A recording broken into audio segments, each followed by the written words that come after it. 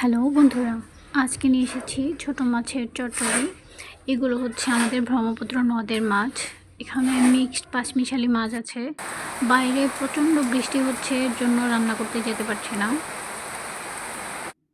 এই তো এখন বৃষ্টি কমে গেল।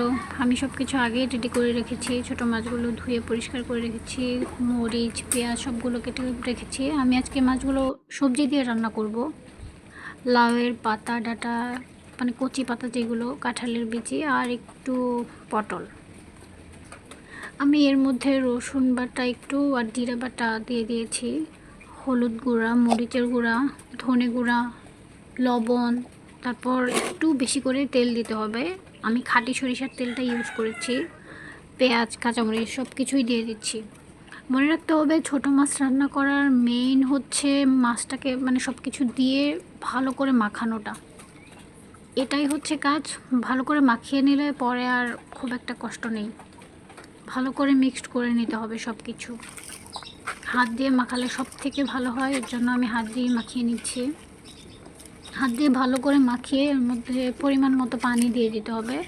পানি দিয়ে মাছগুলো উপর থেকে ছেড়ে দিতে হবে। এটা আমার হয়ে গেছে। বৃষ্টি কমে গেছে, দেখছেন? এখন বৃষ্টি নেই বললেই চলে, রোদ উঠে গেছে আবার। আমি চুলায় আগুনটা ধরিয়ে নিচ্ছি। এবার তরকারিটা বসিয়ে দিচ্ছি। আর কোনো কাজ নেই, এখন শুধু পানিটা শুকিয়ে নিতে হবে, তাহলেই হয়ে যাবে। ঢেকে দিচ্ছি আমি। এই তো বলক উঠে গেছে। এখন আলতো হাতে একটু হালকা করে নাড়াচাড়া করে দিতে হবে, একটু উল্টো পাল্টি করে দিতে হবে, মশলাগুলো যেন এক জায়গায় জমা হয়ে না থাকে। যদি আমি ভালো মতোই মেখে নিয়েছি।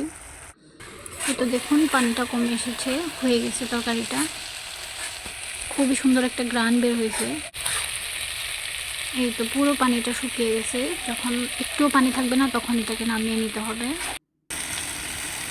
খুবই টেস্ট হয়েছিল তরকারিটা। আপনারা এইভাবে রান্না করে খেয়ে দেখবেন, কেমন লাগে আমাকে জানাবেন পরে। কি চমৎকার কালার এসেছে। ওকে, সবাই ভালো থাকবেন।